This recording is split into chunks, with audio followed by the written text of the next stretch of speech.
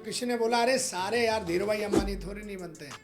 तो मैंने उससे पूछा कितने लोग बनते होंगे, बोला 2% 3%। तो मैं बोला मेरी गिनती तो 1 या 2% में ही करना है फिर। तो दुनिया में जो 5% लोग हैं जो सिर्फ एक बात को जानते हैं कि वाई मुझे ये काम क्यों करना है, कैसे होगा उनको भी पता नहीं है, पर उनको इतना भरोसा होता है कि ये काम होगा। कोई गवर्नमेंट जॉब है वो भी अच्छी है, कोई प्राइवेट जॉब है वो भी अच्छी है, यहाँ तक कि कोई भी अगर छोटी मोटी दुकान कर रहा है वो भी अच्छी है। सवाल इस बात का है कि जो तुम कर रहे हो या जो तुम करने वाले हो, क्या उससे तुम अपने ड्रीम्स पूरे कर सकते हो? ये सवाल एक व्यक्ति को जरूर अपने आप से पूछना चाहिए, और इस सवाल का जवाब किसी और से नहीं, अपनी अंतरात्मा से पूछना चाहिए। और अगर ये सवाल अगर आपको ये बोलता है कि जो तुम काम कर रहे हो उससे ड्रीम्स पूरे हो जाएंगे, तो यू कैन डू इट। फिर आपको करना चाहिए, पूरी ताकत लगा के करना चाहिए, अपने आप को झोंक देना चाहिए। हम के लिए काम करते हो तो फिर आप हम के बारे में सोच के डिसीजन लोगे, जिसको कहते हैं टीम को आगे बढ़ाने की नीयत होनी चाहिए। ज़्यादातर लोग इस चीज़ को झेल नहीं पाते कि उनसे अच्छा बंदा उनकी डाउनलाइन में कैसे आ सकता है, कैसे आ गया। जब आप टीम बनाते हो तो समस्याएं आती हैं।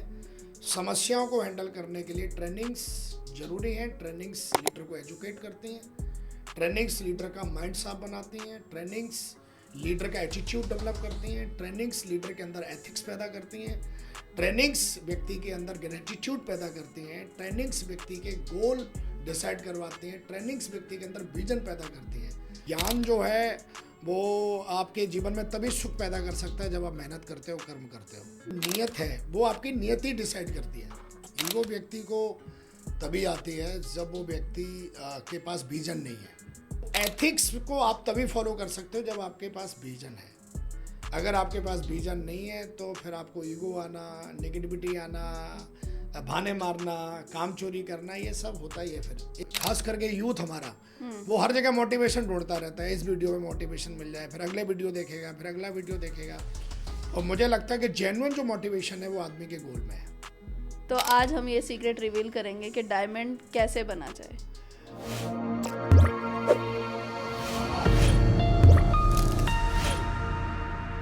दोस्तों नमस्कार, आपका स्वागत है नेटवर्किंग के दीवाने में। और वीडियो शुरू करने से पहले मैं आप सभी से रिक्वेस्ट करूंगी कि आप हमारी वीडियोस लाइक, शेयर और चैनल को सब्सक्राइब कर लें, ताकि हम आपके लिए बहुत अच्छे कंटेंट ला सकें और अच्छी एजुकेशन ला सकें।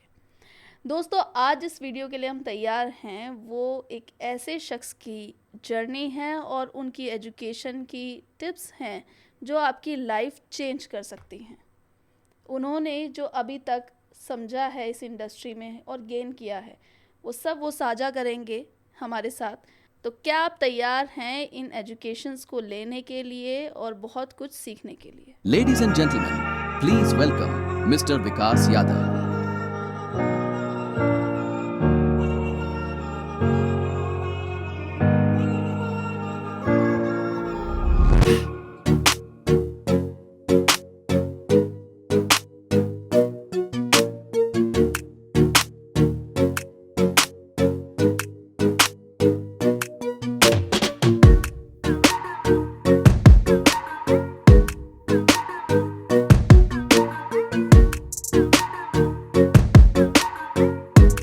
सर नमस्कार, आपका बहुत बहुत स्वागत है नेटवर्किंग के दीवाने में। और जैसा कि हमारे नेटवर्किंग के दीवाने जानते हैं कि आप एक सुपरस्टार से कम नहीं हैं। डायरेक्ट सेलिंग में अच्छा खासा आपने नाम कमाया है और 16-17 साल हो गए आपको एक ही कंपनी में, और लाखों लोगों की टीम, 50 लाख से ऊपर लोगों की टीम है आपकी। तो हम आपसे जानना चाहेंगे कुछ सीक्रेट्स। और उससे पहले हम शुरू करते हैं आपकी थोड़ा सा एक जर्नी जो आपकी शुरू हुई, ड्राइव जो आपकी रही डायरेक्ट सेलिंग में आने की, वो हम जानना चाहेंगे sir. Thank you very much Yamini. सबसे पहले तो आपका बहुत बहुत धन्यवाद कि आपने हमें बुलाया। और आज बहुत सारी चर्चाएं होंगी हमारे और आपके बीच में, जिससे कि लाखों लोगों का जीवन बदलेगा। जो हमने अनुभव लिए हैं अपने जीवन में, लगभग 2 दशक डायरेक्ट सेलिंग में देने के बाद जो कुछ हमने सीखा है, और उन सारी चीज़ों के बारे में हम डिस्कस करेंगे। आपने हमसे पूछा ड्राइव फोर्स के बारे में। 2009 में हमने जो है प्लान देखा, और प्लान देखने के बाद सबसे जो अट्रैक्टिव चीज़ लगी वो मुझे पैसे लगे इसमें। क्योंकि एक आम परिवार से आया हुआ कोई भी लड़का शुरुआती में उसे ऐसा लगता है कि पैसा होना चाहिए, क्योंकि बिना पैसे के घर नहीं चलता, बिना पैसे के बिजली के बिल नहीं भरे जाते। तो मैं ऑलरेडी पहले से ही गवर्नमेंट जॉब में था, तो मुझे लगा कि जब इस बिज़नेस प्लान को देखने के बाद मुझे लगा कि यहाँ अगर हम काम करते हैं तो एक अच्छा खासा पैसा बना सकते हैं।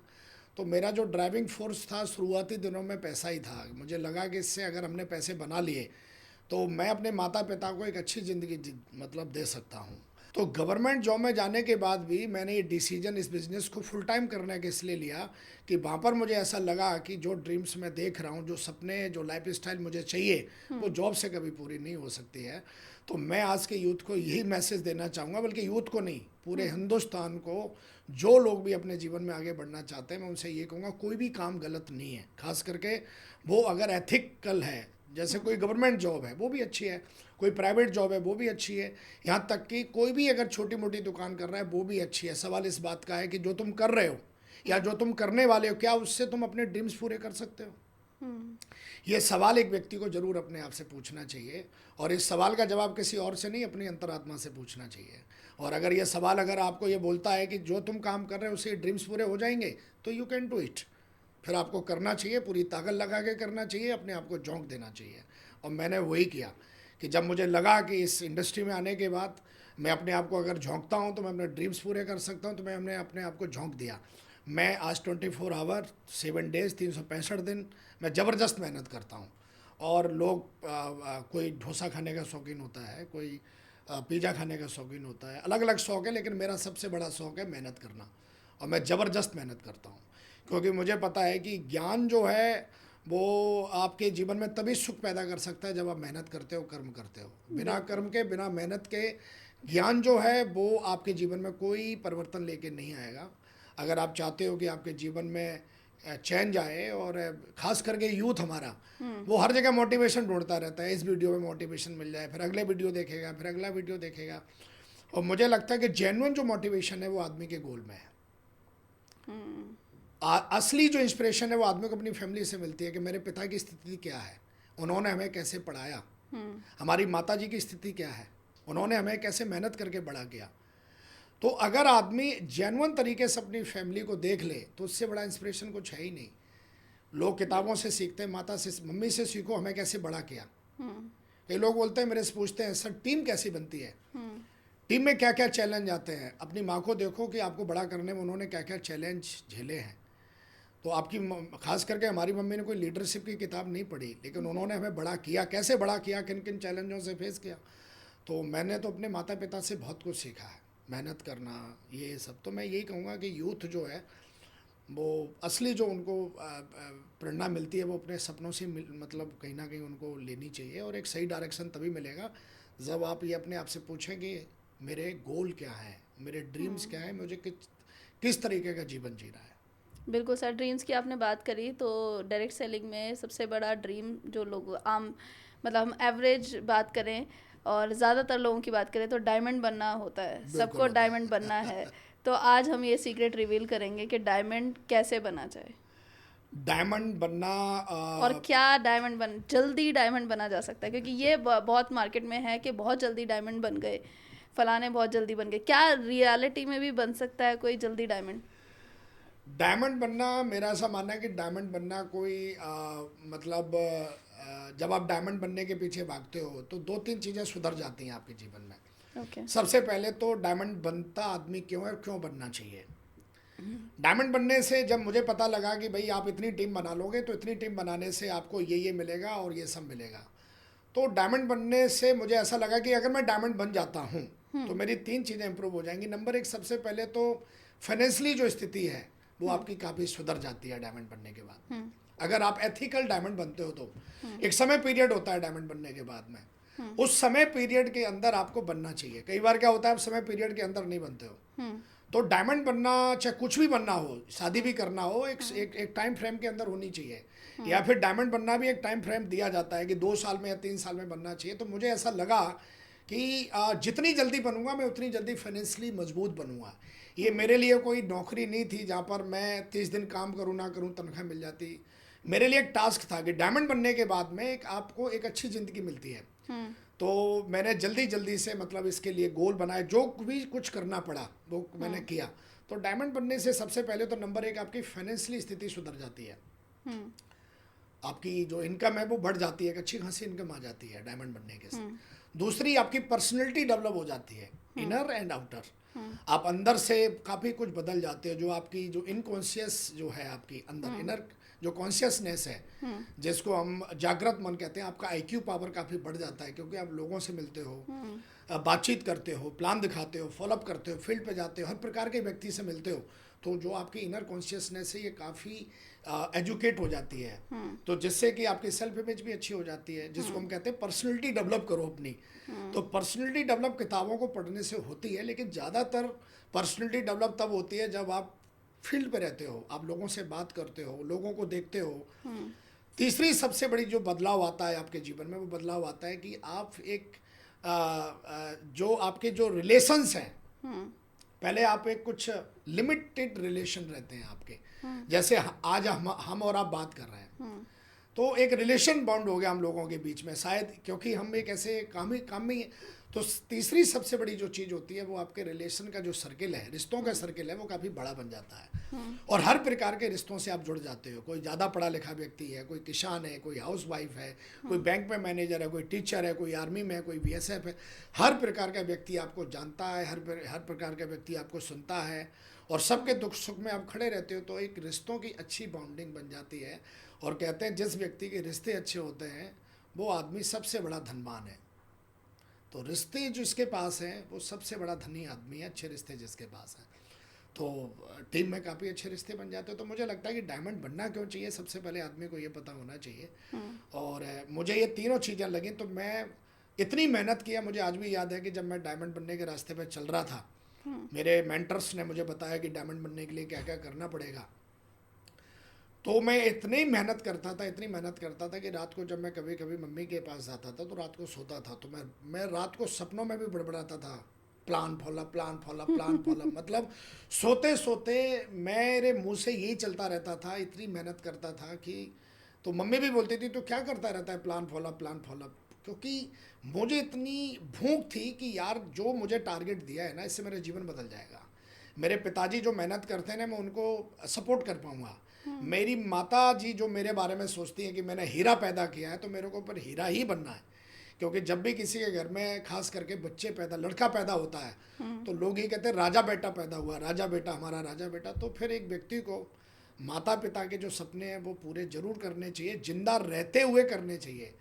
बिल्कुल। तो मेरा ऐसा मानना है कि व्यक्ति को डायमंड बनने से उसके जीवन में 3 चीज़ें जो है वो इम्प्रूवमेंट हो जाती हैं, और फिर इसके साथ साथ बहुत कुछ होता है, जैसे या फिर डबल डायमंड बनते हो, फिर आप आगे की जर्नी तय करते हो, एक टॉप लेवल की जर्नी तय करते हो, तो फिर बहुत कुछ जीवन में इम्प्रूवमेंट होता है आपके। पर सर हमारा वो सवाल जो था वो ये था कि फास्ट बना जा सकता है? नहीं, डायमंड फास्ट बिल्कुल बना जा सकता है, मैंने बन के दिखाया है। मेरी टीम में कई ऐसे लीडर्स हैं जो 18-18 महीने में डायमंड बने हैं, कई ऐसे लीडर हैं जो 21-21 महीने में डायमंड बने हैं, कई ऐसे हैं जो अभी 13-13 महीने में, 14-14 महीने में डायमंड बनने के लिए मेहनत लगातार कर रहे हैं। डायमंड फास्ट बना जा सकता है, इसके लिए आपके अंदर 3 चीज़ें होना बहुत ज़रूरी है, जो मैंने जाना है, सीखा है। नंबर 1, सबसे पहले आप इस बात को समझ लो कि आपके पास एक भूख होना बहुत ज़रूरी है। जब तक कि आपके अंदर भूख नहीं होगी, एक छोटी सी कहानी है इसके लिए कि एक राजा था, वो उसके लिए 56 प्रकार का भोजन लगा हुआ था उसके सामने। तो अब राजा भोजन को देख के बोल रहा है, प्लेट हाथ में ले ली उसने, भोजन को देख के बोल रहा है, काश आज वो होती तो मज़ा आ जाता। तो बीरबल पीछे खड़ा था, तो उसने सोचा काश कौन होती। फिर राजा बोला काश आज वो होती तो मज़ा आ जाता। तो बीरबल ने पूछा पता नहीं राजा साहब किसकी बात कर रहे हैं। तो बोला राजा साहब किसकी बात कर रहे हो। बोला बीरबल काश आज भूख होती तो खाने में आनंद आ जाता। जिस व्यक्ति के अंदर भूख नहीं है, उस व्यक्ति को आप कितनी भी प्लानिंग दे दो, कुछ भी कर दो, तो सबसे पहली चीज़ है कि भूख होना बहुत ज़रूरी है, जिसको हम कहते हैं कि आपके अंदर की जो भूख है, इनर जो मोटिवेशन है, वो होना ही चाहिए। नंबर 2, आदमी मेहनत करने के लिए तैयार होना चाहिए, क्योंकि आपको जल्दी डायमंड बनना है, तो जल्दी डायमंड का मतलब होता है आपको हज़ारों की टीम बनानी पड़ेगी। तो आपके अंदर एक ज़बरदस्त मेहनत करने की आपके अंदर, क्योंकि मेरा ऐसा मानना है कि हेल्दी बॉडी होना बहुत ज़रूरी है। कई बार क्या करते हैं कि आप मेहनत करना चाहते हो लेकिन आपकी हेल्दी बॉडी नहीं है, तो आप मेहनत नहीं कर पाओगे। तो कई लोग फास्ट डायमंड बनना चाहते हैं, तो फास्ट डायमंड बनने के लिए हेल्दी बॉडी होने के साथ साथ 18 से 16 घंटे की मेहनत चाहिए per day, no Sunday no Monday. जो मैंने की, जो मैं आज भी करता हूँ, मैं आज भी 16 से 17 घंटे मेहनत करता हूँ। जो मैंने आपको पहले ही बता दिया, मेरा शौक है मेहनत करना।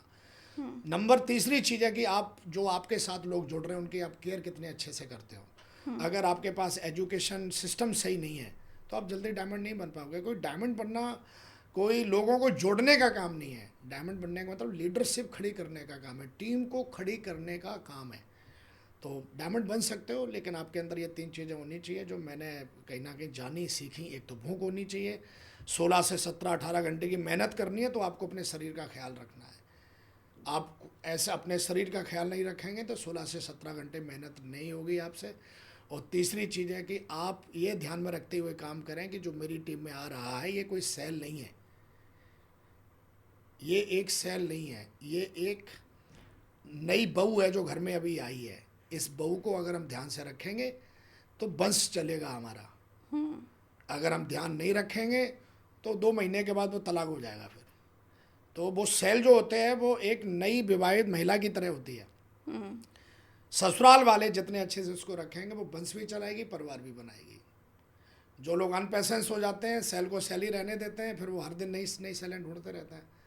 तो मेरा ऐसा मानना है कि सेल जो है वो आपको इस तरीके से नहीं देखनी चाहिए। सेल है, सेल के अंदर ही एक डायमंड छुपा हुआ है और उसकी केयर करने के लिए आपके पास एक माँ की तरह पेशेंस, एजुकेशन, कॉमन सेंस, समझदारी सब आपको डेवलप करना पड़ेगा। तो बिल्कुल डायमंड मतलब लोग बन रहे हैं, बना भी जा सकता है और लोग बन भी रहे हैं। 16-17 घंटे काम करना लेकिन पड़ेगा। बनेंगे वही जो 3 चीज़ें हैं। 16-17 घंटे मेहनत भी चाहिए, भूख भी चाहिए, और आपके पास एक प्लानिंग होनी चाहिए कि मैं कैसे क्या करूँगा, गोल होना चाहिए। सर आपने बुक्स की बात करी कि बुक्स पढ़कर भी हम सही डायरेक्शन ले सकते हैं लाइफ में, तो कुछ बुक्स आप रेकमेंड करना चाहेंगे जो एक डायरेक्टर को पढ़नी ही चाहिए? एक बुक मेरे दिल के बहुत करीब है, वो है बुक लक्ष्य। इस बुक को हर उस व्यक्ति को पढ़ना चाहिए जिसको जीवन में सफल होना है। एक होता है पढ़ना, एक होता है समझना। समझना है उस बुक को। कई बार हम पढ़ रहे होते हैं, हमने 1 पेज पढ़ लिया, 2 पेज पढ़ लिया, 3 पेज पढ़ लिए और उस शब्दों का रट्टा मार लेते हैं तोते की तरह। एक होती है समझना।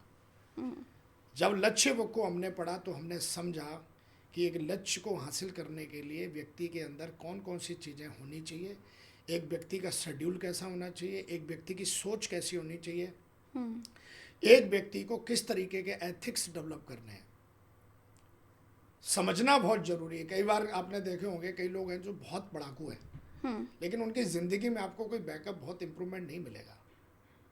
तो समझना बहुत ज़रूरी है कि जो चीज़ आप बुक पढ़ रहे हो, इस बुक को हर उस व्यक्ति को पढ़ना चाहिए जिसको अपने जीवन में गोल पूरे करने हैं। मेरे को आज भी याद है कि जब मैं बुक पढ़ रहा तो उसमें मुझे कोई लाइन समझ में नहीं आई, तो मैंने सीधा अपने मेंटर को फ़ोन करके लगाया कि माहौर जी इसका मतलब क्या है। कई बार हिंदी जो होती है वो आपको मतलब समझ में नहीं आता। अंग्रेजी में पढ़ रहे हो, आप हिंदी में पढ़ रहे हो, आप एक शब्द के कई सारे आप मीनिंग्स आप समझ सकते हो, लेकिन सवाल ये है कि आपका एटीट्यूड जैसा होगा, मीनिंग भी वैसा ही समझोगे। नज़रिया इज़ मोस्ट इम्पोर्टेंट। बिल्कुल। एटीट्यूड जो है वो किस एटीट्यूड के साथ आप पढ़ रहे हो, किस एटीट्यूड के साथ आप प्लान दिखा रहे हो। आप लक्ष्य लिख रहे हो, मेरे को कार चाहिए, एटीट्यूड क्या है लिखते वक्त, कि सिर्फ आप लिखने के लिए लिख रहे हो या हकीकत में आपको अचीव करना है। ज़्यादातर लोग क्या होते हैं कि अपलाइन का प्रेशर पड़ता है, किसी लीडर का प्रेशर पड़ता है, ट्रेनिंग में गए तो उन्होंने लिख लिया, लेकिन लिखने के बाद सवाल यह है कि लिखते वक्त आपकी इंटेंशन, आपका एटीट्यूड कैसा था, बहुत ज़रूरी है। आप लिखने का मतलब है आप अपना भाग्य लिख रहे हो, गोल का लिखने का मतलब है गोल नहीं है, वो अपना भाग्य लिख रहे हो। और भगवान किस तरीके से भाग्य लिखता होगा एक व्यक्ति का, सोचिए कितने मतलब। तो उसी तरीके से कई लोग जो है वो लिख देते हैं गोलों को, फिर वो डायरी फेंक देते हैं। लेकिन मेरा ऐसा मानना है कि गोल जब आप लिखते हो, इंटेंशन प्योर होनी चाहिए। सच में आप इसको अचीव करना चाहते हो, आपकी आत्मा आपसे पूछेगी सिर्फ आपके हाथ चल रहे हैं या फिर आप वाकई दिल से। अगर दिल से लिखोगे तो 100% पूरा होगा। सेम ऐसी सारी बातें उस किताब में लिखी हुई हैं, जब पढ़ेगा वो उस व्यक्ति को उस बुक को तो वो समझ में आएंगी सारी चीज़ें। लक्ष्य बहुत शानदार बुक है, हर व्यक्ति को पढ़नी चाहिए।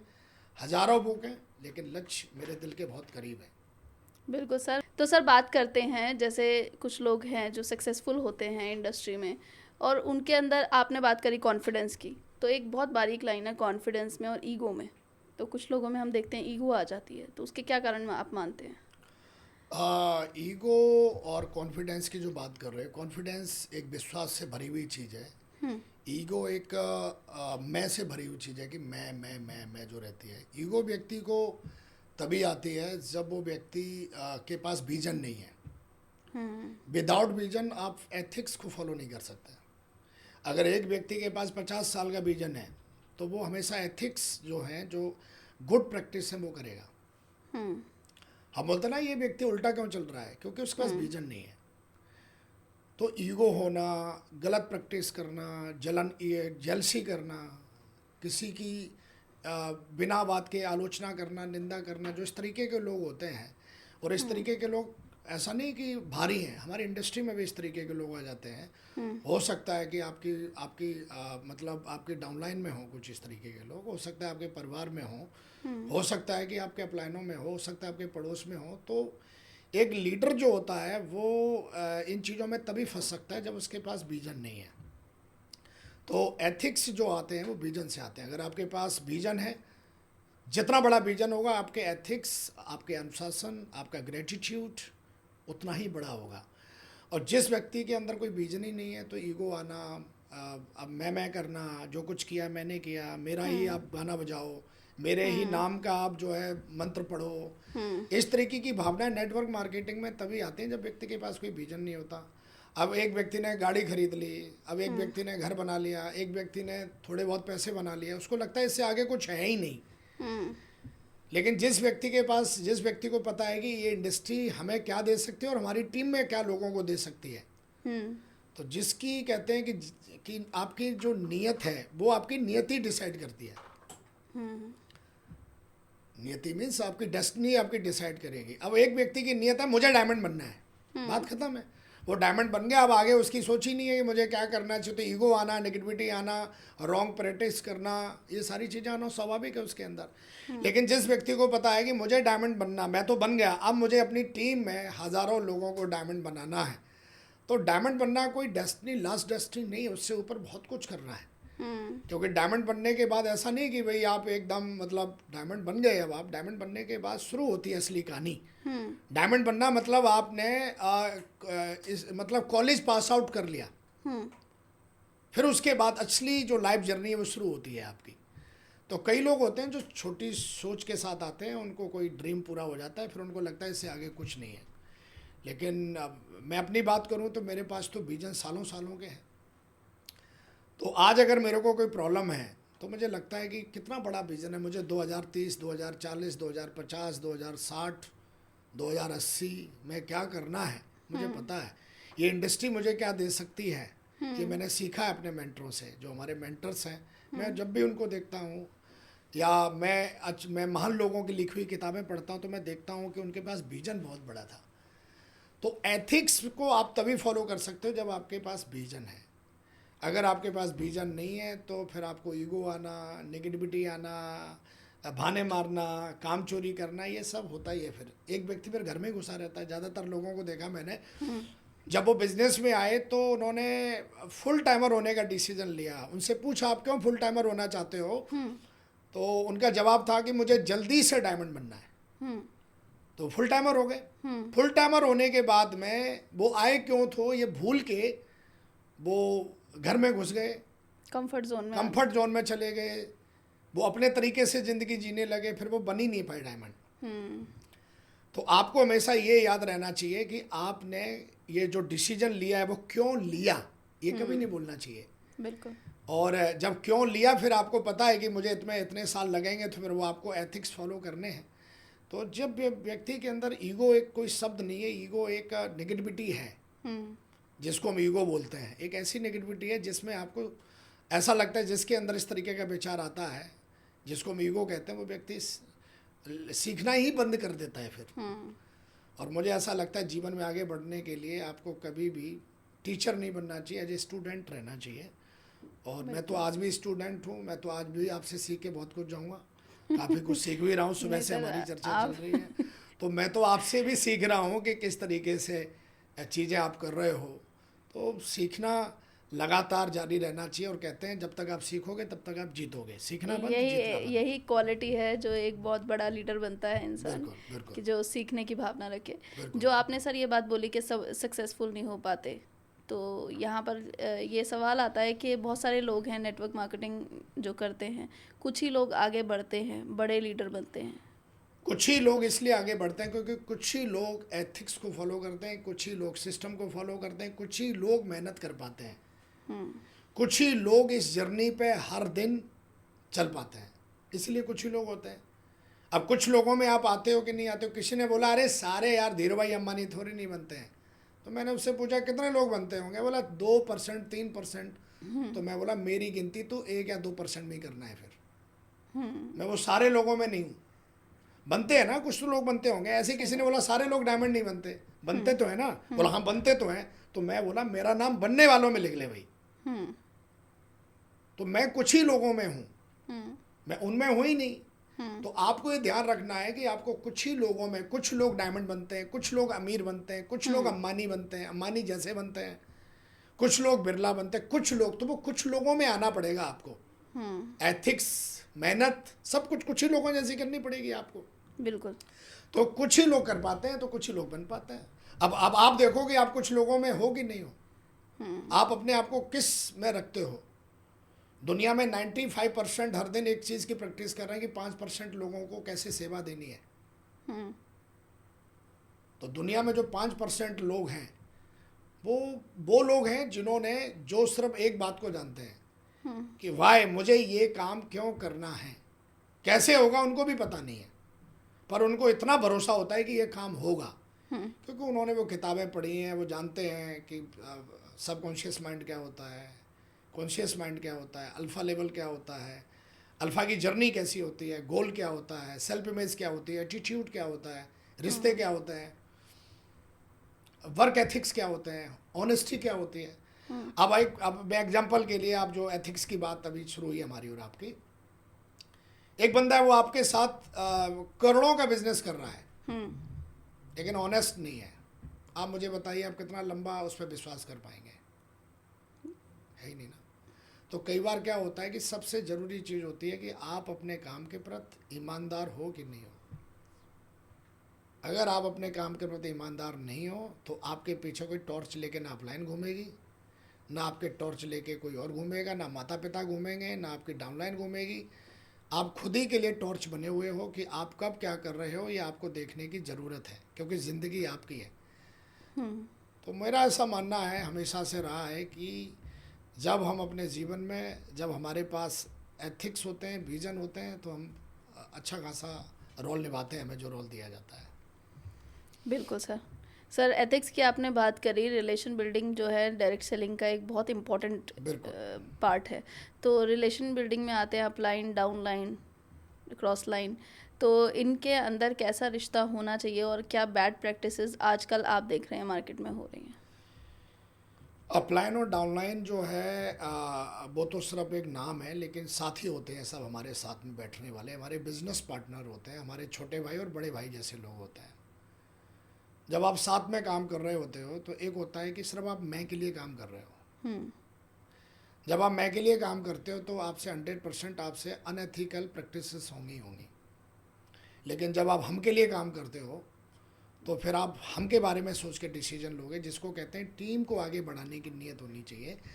अपलाइन डाउनलाइन सिर्फ एक नाम है तो हम सब साथी हैं। कोई हमसे बाद में ज्वाइन हुआ, कोई हमसे पहले ज्वाइन हुआ, कोई बिजनेस में 2008 में आया, कोई बिजनेस में 2003 में आया, कोई 2009 में आया, कोई 2024 में आया, कोई 2023 में आया, पर हैं सब हम एक ही बोट पे हैं। तो हमें इस चीज़ का ध्यान रखना है कि ये टीम वर्क है, और टीम वर्क में काम करने के लिए आपके पास एक अच्छी नीयत होनी चाहिए। अच्छी नीयत का मतलब है जिसमें सबका भला, हमारा भी भला। और जब हम इस सोच के साथ काम करते हैं, जब इस सोच के साथ, मेरे मेंटर ने हमेशा एक ही बात समझाई, जीवन में अगर टीम बनानी है तो हमेशा जब भी निर्णय लेने की बात आए तो आपको टीम हित में निर्णय लेना है कि किस चीज़ में टीम का हित है, क्योंकि टीम के लिए प्रकाश पुंज सिर्फ आप ही हो, as a upline, as a mentor. तो कई लोग होते हैं जो नादान हैं, जो अपनी पर्सनल प्रॉब्लम को वो अपनी डाउनलाइन की प्रॉब्लम बना देते हैं, कंपनी की प्रॉब्लम बना देते हैं, सिस्टम की प्रॉब्लम बना देते हैं, और उसके बाद वो अपनी फैमिली की भी प्रॉब्लम बना देते हैं। लेकिन मेरा ऐसा मानना है कि पर्सनल प्रॉब्लम वो आपकी है, उसे आप टीम की प्रॉब्लम मत बनाइए। अब जैसे एग्जांपल के लिए किसी मीटिंग में आपको जाना है, अब आप बीमार पड़ गए तो पर्सनल प्रॉब्लम है, आप नहीं जा रहे हो तो वहाँ पे टीम जानी चाहिए। बिल्कुल। आप नहीं जा रहे तो टीम तो जानी चाहिए ना। लेकिन कई लोग होते हैं बोला हम नहीं जा रहे तो कोई नहीं जाएगा। तो कुछ लोग होते हैं जो लोग जो होते हैं वो सिस्टम की जो एक्टिविटी होती हैं वो कंटिन्यू नहीं रख पाते। अनएथिकल प्रैक्टिस जो लोग कर रहे होते हैं उनका सबसे बड़ा कारण है कि वो टीम वर्क में काम नहीं कर रहे होते हैं। और जब आप टीम वर्क में काम कर रहे होते हैं तो प्रॉब्लम जैसी कोई चीज़ है ही नहीं। हम प्रॉब्लम चिल्लाते रहते हैं लेकिन प्रॉब्लम है ही नहीं कोई। प्रॉब्लम बस एक ही है कि आप अपनी जो एजुकेशन है वो आप अपनी थोड़ी बढ़ा दो, सब कुछ अच्छा हो जाता है। सर एजुकेशन की आपने बात करी, हम जानना चाहेंगे लीडरशिप में जी, क्या स्किल्स होनी चाहिए एक लीडर में, क्या चीज़ें होनी चाहिए जिससे आप अपनी लीडरशिप क्वालिटी ग्रो करते हैं? लीडर के अंदर तो हज़ारों किताबें लीडरशिप के ऊपर लिखी गई हैं, हज़ारों वीडियोज़ हैं। मेरे से भी बड़े बड़े लीडर हैं जिनसे मैं सीखता हूँ। मेरे मेंटर्स हैं वो हमसे भी बड़े बड़े लीडर हैं। मेरे से भी बड़ी बड़ी टीमें लोगों ने बनाई हैं। लेकिन मेरे से अगर आप पूछ रही हो तो मेरा ऐसा मानना है कि लीडरशिप जो है वो एक मतलब एक ऐसा काम है जो सिर्फ आपको लोगों के लिए करना होता है। लीडरशिप की क्वालिटी जो होती है उनमें मुख्य रूप से 5 क्वालिटी आती हैं। सबसे पहली क्वालिटी आती है ऑनेस्टी, कि आप ईमानदार हो कि नहीं हो। एक लीडर वो कभी बन ही नहीं सकता, क्योंकि बिना ईमानदारी के आपके अंदर जो है आपकी सेकंड स्टेज में दूसरी क्वालिटी होती है ट्रस्ट। अगर अगर हम आपस में ईमानदार नहीं है तो आप ट्रस्ट हम पे करोगे ही नहीं। सही बात है। दूसरी क्वालिटी है ट्रस्ट। ट्रस्ट होना बहुत जरूरी। जहाँ ईमानदारी है ट्रस्ट वहीं है। जहाँ ट्रस्ट है वहाँ लोग हार्डवर्क करते हैं, जहाँ ट्रस्ट नहीं है वो हार्डवर्क नहीं करेंगे। तीसरी क्वालिटी अपने आप पैदा हो जाती है, ट्रस्ट जिसके साथ में है वहाँ आप दिन रात लगा के रखो आदमी थकेगा नहीं। ट्रस्ट अपने आप पैदा होता है। जब ट्रस्ट पैदा होता है तो हार्ड वर्किंग पैदा होती है। हार्ड वर्किंग के बाद में असली जो चीज़ पैदा होती है यूनिटी। जब ट्रस्ट के साथ लोग काम कर रहे होते हैं तो आपस में यूनिटी बनती है। ये लीडरशिप की क्वालिटी है। वो लीडर ही क्या जो लोगों को इकट्ठा करके एक जगह ना बातचीत कर पा रहा है। क्यों नहीं कर पा रहा है? क्योंकि वो उसके ऊपर कोई ट्रस्ट ही नहीं कर रहा। अगर ट्रस्ट आपके ऊपर कोई करता ही नहीं है तो आपके साथ कोई बैठेगा ही नहीं। हो सकता है बॉडी से बैठा रहे पर मन से नहीं बैठेगा। तो ईमानदारी का मतलब ऑनेस्टी हो गई नंबर 1। दूसरा ट्रस्ट हो गया, हार्डवर्क हो गया, यूनिटी। आपको अपनी टीम को साथ में रखना आना चाहिए। आपकी डाउनलाइन में कोई है तो उसको हर हालत में, मेरा ऐसा मानना है कि कुछ भी किसी भी हद तक उसको साथ में रखना आना चाहिए।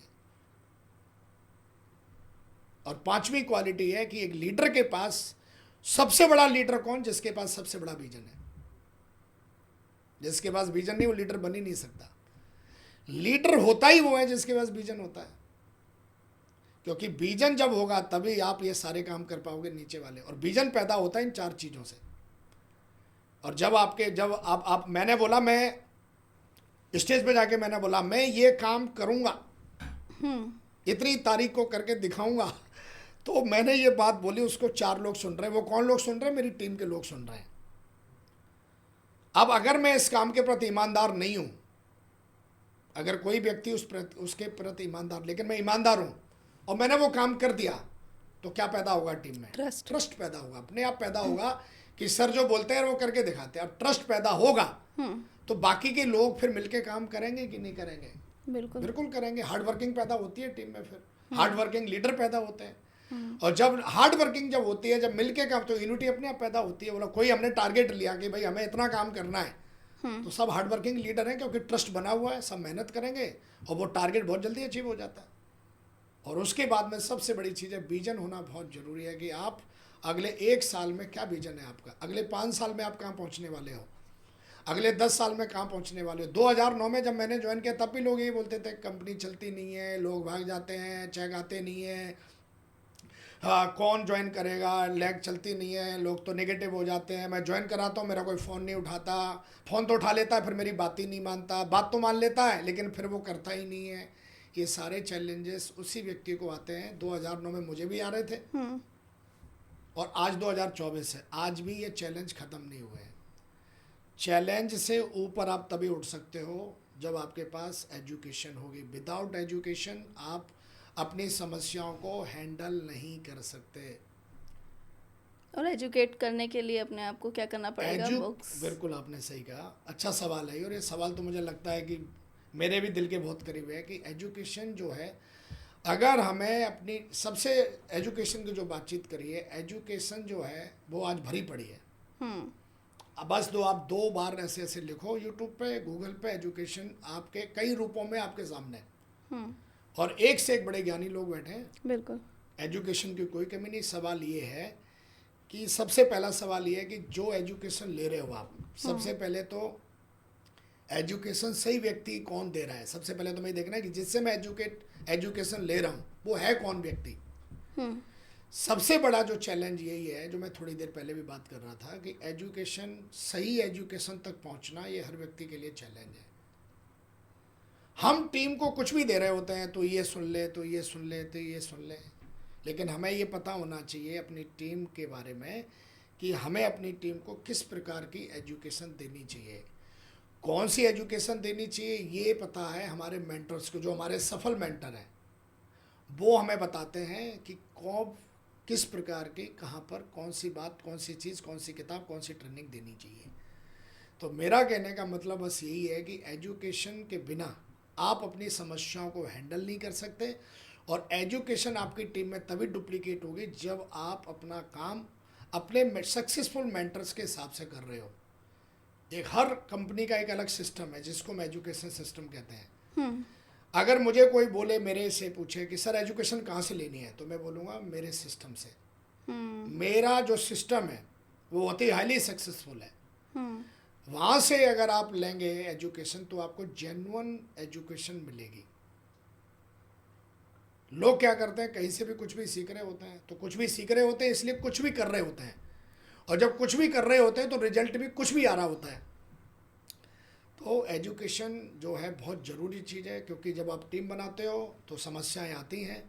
समस्याओं को हैंडल करने के लिए ट्रेनिंग्स ज़रूरी हैं। ट्रेनिंग्स लीडर को एजुकेट करती हैं, ट्रेनिंग्स लीडर का माइंड साफ बनाती हैं, ट्रेनिंग्स लीडर का एटीट्यूड डेवलप करती हैं, ट्रेनिंग्स लीडर के अंदर एथिक्स पैदा करती हैं, ट्रेनिंग्स व्यक्ति के अंदर ग्रेटिट्यूड पैदा करती हैं, ट्रेनिंग्स व्यक्ति के गोल डिसाइड करवाती हैं, ट्रेनिंग्स व्यक्ति के अंदर विजन पैदा करती हैं।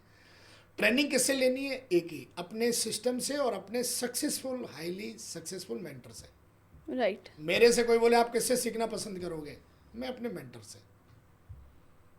अगर मेरे को कोई सिखा सकता है तो एक ही व्यक्ति है, मेरा मेंटर। मैं किधर इधर उधर से सीखता नहीं कि कुछ भी सुन लिया, कुछ भी कर लिया, कुछ भी कर लिया, नहीं। मेरे जो सीखना होता है तो मैं मैं अपने मेंटर को ही कॉल करता हूँ, उनसे पूछता हूँ सर मुझे क्या सीखना चाहिए, क्या पढ़ना चाहिए, तो वो हमें रिकमेंड करते हैं। तो सही एजुकेशन जो मिलती है वो सही रिकमेंडेड जो बुक आपको दी जाती है उनसे मिलती है। किताब पढ़नी चाहिए, एक होता है पढ़नी चाहिए, एक होता है रिकमेंडेड बुक पढ़नी चाहिए। जब आप अपने अपलाइन की दी हुई रिकमेंडेड बुक पढ़ते हो तो वो आपको वो ही किताब देंगे जो किताब आपके लायक है, सही डायरेक्शन में, आप सही डायरेक्शन में होंगी। अब मुझे बनना है डायमंड, मैं पढ़ रहा हूँ ऐसी कोई किताब जिसमें कहीं नहीं लिखा है कि डायमंड कैसे बनना चाहिए। अगर मुझे डायमंड बनना है, मुझे डबल डायमंड बनना है, मुझे अच्छा लीडर बनना है, तो हमें अपने अपलाइन से, क्योंकि जो हमारे सक्सेसफुल मेंटर्स होते हैं हमें उन्हीं की तरह बनना है, तो हमें उन्हीं से पूछना है, उन्हीं को देखना है। जैसे क्रिकेट में सचिन, जो भी क्रिकेटर बनना चाहते हैं वो सबके रोल मॉडल हैं। उनसे पूछो आप किससे इंस्पिरेशन मिलते हो, तो कोई बोलेगा सचिन जी का नाम लेगा, कोई विराट जी का नाम लेगा, कोई और हाईली जो सक्सेसफुल है क्रिकेट में उसका नाम लेगा। ऐसे ही इस इंडस्ट्री में, इस हमारी कंपनी में हाईली सक्सेसफुल अपलाइन है, हमें उनसे सीखना चाहिए। बिल्कुल सर। तो एजुकेशन बहुत मतलब पावरफुल वर्ड है ये, और ये अगर व्यक्ति को समझ में आ जाए तो समस्या उसके जीवन में रहती नहीं है। क्योंकि एक भगवान विष्णु लक्ष्मी जी के साथ आए और वो धरती पे भ्रमण कर रहे थे, तो माँ लक्ष्मी जी ने पूछा, बोला प्रभु आपने तो पूरी दुनिया में सबसे सर्वश्रेष्ठ जो है वो मानव जाति बनाई है, मानव योनि बनाई है, फिर भी मैं देख रहा हूँ सारी शक्तियाँ दे दी आपने इनको, पूरी मानव जाति को, फिर भी इतने दुखी क्यों है, परेशान क्यों है? जबकि जो आपके अंदर सारी शक्तियां जो मानव जाति के, मानव योनि के पास है, सब जो चाहे वो बन सकता है, जो चाहे वो कर सकता है। तो भगवान विष्णु जी ने कहा कि प्रिय, कोई भी मानव दुखी है तो उसकी दुख का जो कारण है वो उसकी अज्ञानता है। अज्ञानता ही दुख का कारण है। कोई व्यक्ति दुखी है तो उस चीज़ की नॉलेज नहीं है, इसलिए उसको दुखी होकर घूम रहा है वो। लेकिन अगर नॉलेज है तो बिल्कुल दुखी नहीं है वो। आपकी कार खराब हो जाए, आप दुखी हो जाओगे, वो अभी आएगा, एक्सपर्ट आएगा, तो वो दुखी नहीं होगा, उसके लिए तो काम है, वो अपॉर्चुनिटी है वो उसके लिए। बोला हमें कार को बनाने का मौका मिला। तो जो एक्सपर्ट होते हैं वो समस्या को समस्या नहीं समझते, अपॉर्चुनिटी है वो, उनके पास एजुकेशन है। कोई बंदा ज्वाइन नहीं कर रहा, ये प्रॉब्लम नहीं है, लेकिन आप अपने अपलाइन को लेके जाओ, उसके लिए अपॉर्चुनिटी, फॉलोअप करके ज्वाइन करा लेगा वो। बिल्कुल। तो कई लोग जिनके पास एजुकेशन नहीं होती है, अज्ञानता, जो दुखी है, एक ही है। अगर आपको कोई चीज़ परेशान कर रही है, इसका एक ही कारण है कि आप उस चीज़ के बारे में आपको नॉलेज नहीं है। जितने भी लोग नेगेटिव, रिश्तों के बारे में जो नेगेटिव है, उनको एक्चुअली नॉलेज ही नहीं है। रिश्तों को कैसे निभाया जाता है, कैसे क्या किया जाता है। जो पैसे को लेके रो रहा है, उसको पैसे की नॉलेज नहीं है। तो आप जब एजुकेशन ले लेते हो तो समस्या खत्म हो जाती है। तो अगर कोई भी व्यक्ति दुखी है, परेशान है, तो उसका एक ही कारण है, उसके पास उस चीज़ की सही नॉलेज नहीं है। कोई आदमी जन्म लिया और 17 साल के बाद मर गया, तो वो समस्या नहीं है।